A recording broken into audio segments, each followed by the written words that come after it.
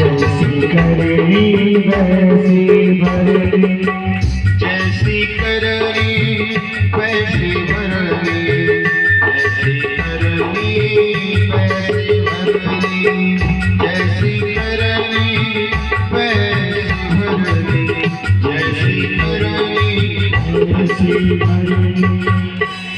बोया पेड़ बबूल का आम कहाँ से आए,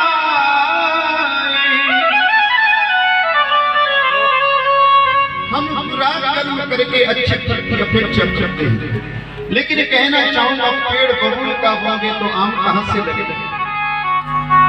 अगर आम के फल चाहिए तो आम का पेड़ लगाओ। इसलिए कर्म अच्छा करता है। हम सब कुछ भगवान के ऊपर छोड़ देते हैं कि जो भाग में होगा भगवान चाहेंगे वही होगा। अरे विचार करो, हम एक कमरे में बंद हो जाएं और कहेंगे कि भगवान हमें भोजन यही दे जाएंगे, तो क्या भगवान देने आएंगे?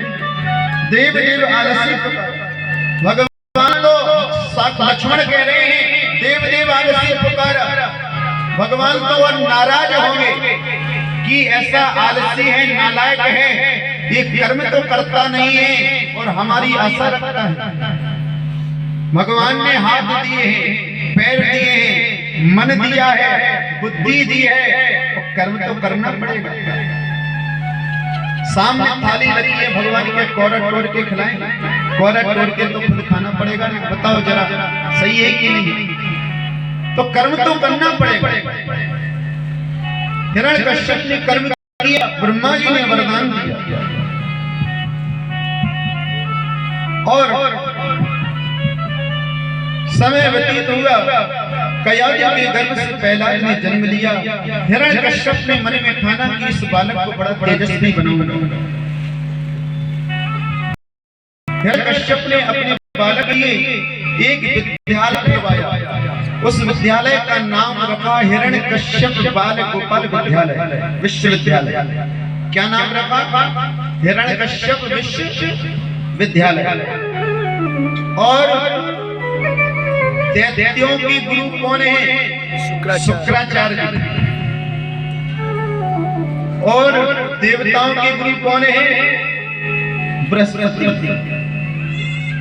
तो गुरु शुक्राचार्य के जो पुत्र हैं संडामर, दो पुत्र हैं संडामर, उनको विद्यालय में शिक्षा देने के लिए रखा गया।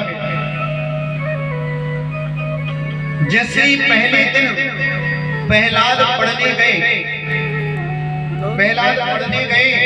तो हिरण्यकश्यप ने पूछा, बेटा आज गुरुजी ने क्या पढ़ाया है? अच्छा एक बात बताओ, पूछूं? कितने लोग बैठे हैं, हमारा बच्चा स्कूल जाता है, कोचिंग जाता है, तो पढ़ के आता है तो हम पूछते हैं कि बेटा आज क्या पढ़ाया? पूछते हैं कि नहीं? बताओ पूछते हैं कि नहीं पूछते? कि बेटा आज तुम्हारे गुरुजी ने क्या पढ़ाया है? वैसे ही हिरण्यकश्यप ने प्रहलाद से पूछा, बेटा आज गुरुजी ने क्या पढ़ाया है? तो प्रहलाद ने कहा, पिताश्री आज गुरुजी ने पढ़ाया है कि अपने जीवन को सफल बनाना है तो वृंदावन जाओ और भगवान की भक्ति करो। जैसे ही कहा, हिरण्यकश्यप को बड़ा क्रोध आया कि हमारे कुल के गुरु हैं और हमारे दुश्मन को पाठ पढ़ा रहे हैं। बड़ा क्रोध आया, गुरु को बुलाया और कहा कि तुम हमारे बालकों को गलत कहते हो कि वृंदावन जाओ और भगवान की भक्ति करो। गुरु संडा ने कहा कि हमने तुम्हारे बालकों को ऐसा कोई पाठ नहीं पढ़ाया, हमने ऐसा कोई पाठ नहीं पढ़ाया, ये तो पता नहीं ना जाने अपने अंदर से बोलता है। दूसरा दिन हुआ, फिर पिताश्री ने हिरण्यकश्यप ने पूछा प्रहलाद से कि बेटा आज गुरुजी ने क्या पाठ पढ़ाए हैं? तो हिरण्यकश्यप से कहा प्रहलाद ने, पिताश्री आज गुरुजी ने 9 पाठ पढ़ाए हैं। वो 9 पाठ क्या है? नवदा भक्ति है। श्रवणम कीर्तनम विष्णु स्मरणम पाद सेवनम अर्चनम वंदनम दास्यम साख्य आत्मनिवेदनम। 9 पाठ क्या है? नवदा भक्ति है। तो पहली भक्ति क्या है? श्रवणम। दूसरी है कीर्तनम। और रामचरितमानस में पहली भक्ति क्या है? प्रथम भगत संतन कर संगा, दूसरे भगत मम कथा प्रसंग। तो पहली भक्ति रामायण में है कि संतों का संग करो, और भागवत में है कि कथा का श्रवण करो। तो देखिए पहली भक्ति का व्याख्यान कर रहे हैं कि कथा श्रवण करने से हमें क्या लाभ है। क्या लाभ है? एक ब्राह्मण का परिवार था, छोटा परिवार था। ब्राह्मण देवता पति पत्नी, उनकी एक बेटी थी, कोई पुत्र नहीं था। ब्राह्मण देवता जीवन यापन करते थे। एक परचूनी की दुकान पर, सत्य घटना बता रहा हूं, एक परचूनी की दुकान पर नौकरी करते थे। 5000 रुपए तनख्वाह मिलती थी। ये वृंदावन की घटना है। रोज परचूनी की दुकान पर जाते थे, महीना पूरा होता था, 5000 रुपए तनख्वाह मिलती थी, उसी में अपना घर परिवार चलाते थे। लेकिन एक दिन की बात है सज्जनों, नौकरी पर जा रहे थे तो रास्ते में एक कथा चल रही थी। कथा सुनकर उनको बड़ी अच्छी लगी, तो कथा में मन लग गया। नौकरी पर नहीं गए, नौकरी पर नहीं गए, लेट हो गए। तो जो सेठ था दुकान का वो चिल्लाया, वो कहा, अरे पंडित तू कहाँ रहा, तू नौकरी पर क्यों लेट आया? सेठ जी बेचारे, ब्राह्मण देवता बेचारे सज्जन थे, चुप रहे। दूसरे दिन भी यही हुआ कि वो ब्राह्मण देवता भागवत सुनने लग गए, साइकिल को ठिकाने यहाँ लगा दिया और कथा सुनने लगे। नौकरी नहीं गए, दुकान पर नहीं गए। सेठ घर पर आया, चिल्लाने लगा। सेठ ने कहा, अरे मूर्ख ब्राह्मण, तुझे कथा क्या देगी? तू नौकरी कर, उससे 4 पैसे मिलेंगे और उससे तेरा घर परिवार चलेगा। कथा क्या पैसे देगी तेरे को? ब्राह्मण देवता रोने लगे। खूब समझाया। तीसरे दिन भी यही हुआ कि वो नौकरी पर नहीं गए। सेठ जी ने नौकरी से निकाल दिया। इधर बेटी का विवाह होना था, विवाह तय हो गया था। अब घर में 1 रुपया नहीं, खाने पीने के लाले पड़ गए। घर पर जो पंडितानी थी बड़ी चिंता में रहती थी कि बेटी का विवाह होना है, विवाह की तारीख करीब आ गई है, घर में 1 पैसा नहीं।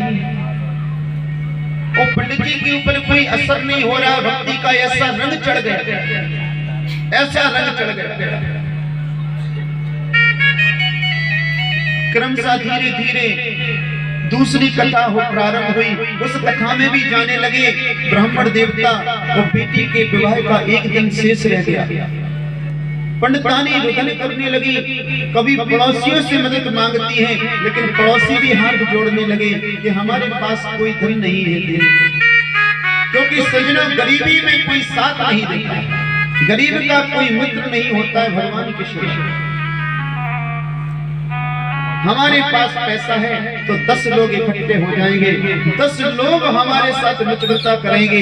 क्योंकि संसार में लोग बनावटी प्रेम ज्यादा करते हैं। सब नरमन सबकी यह रीति, स्वार्थ लाभ करें सबकी। गरीबी में कोई मित्र नहीं होता। बेटी का विवाह का दिन आ गया, घर में 1 रुपए नहीं।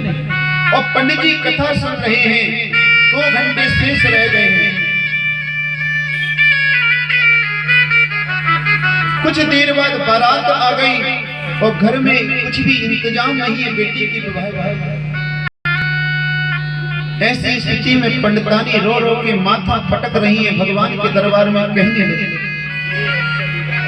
बिन तेरे कोई ना मेरा है, हे नाथ सहारा तेरा है। बिन तेरे कोई ना मेरा है, बिन तेरे कोई ना मेरा है, नाथ सहारा तेरा है। जैसे भगवान की प्रार्थना की तो भगवान तो भक्त की रक्षा के लिए, भक्त का मान बढ़ाने के लिए, भक्त के सम्मान की रक्षा के लिए तक्षण प्रकट हो जाते हैं। भगवान 11 वर्ष का रूप बना करके अपने सिर पर डलिया रखकर उसमें हीरे जवाहरात लेकर पंडितानी के घर पहुंचे और कहा, पंडितानी केवाड़े खोलो, केवाड़े खोलो। जैसे ब्राह्मण देवता की पंडितानी के केवाड़े खोले तो भगवान की सुंदरता को देखकर सोचने लगी, ये कौन बालक है, छोटे छोटे पैर हैं। 11 वर्ष के भगवान सिर पर हीरे जवाहरात लेकर पहुंचे। पंडितानी ने कहा, बालक तुम कौन हो? तो भगवान ने गूंगा बनने का नाटक किया। भगवान ने गूंगा बन के कहा, इशारा किया, स्लेट बाती लाओ। पंडितानी स्लेट बाती लेकर आई तो भगवान ने उस पर लिख दिया कि तुम्हारे पतिदेव हमारे यहाँ नौकरी करते हैं, मैं उन्हीं की तनख्वाह लेकर आया, उन्हीं की तनख्वाह लेकर आया। पंडित जी घर पर नहीं सुन रहे हैं और भगवान पंडित जी के घर पर हीरे जवाहरात लेकर पहुंचा। तभी तो कहा है, बस इतनी तनख्वाह देना वो मेरा सुखी रहे परिवार, नौकर रख ले सांवरे हमको भी केवार, दे दे अपनी नौकरी हमको भी केवार। उस बेटी का कोई भाई नहीं था तो भगवान ऐसे दयालु हैं कि उस बेटी के भगवान ने भाई बनकर उसकी विदा की। बड़ा सुंदर गीत है। जब बेटी की विदा हो रही थी, बेटी की विदा हो रही थी तो सभी सखियां उसकी मां रो रही थी। खुशी खुशी कर दो विदा, रानी बेटी याद करेगी, महलों का राजा मिला, रानी बेटी याद करेगी। बेटी तो है धन ही पराया, पास में अपने कोई न रख पाया, यही बाबुल जी देना दुआ कि रानी बेटी याद करे। खुशी खुशी कर दो विदा, रानी बेटी याद करेगी। जिस घर जाए स्वर्ग बनाए, जिस घर जाए स्वर्ग बनाए, दोनों कुल की लाज निभाए, भारी कर लो अपना जिया कि रानी बेटी याद करेगी। हंसी खुशी सखियां गीत गा रही हैं, मंगल गीत गा रही हैं। और जो देखिए, जब बेटी की विदा हो रही है तो भगवान के नेत्रों से भी आंसू निकल गए।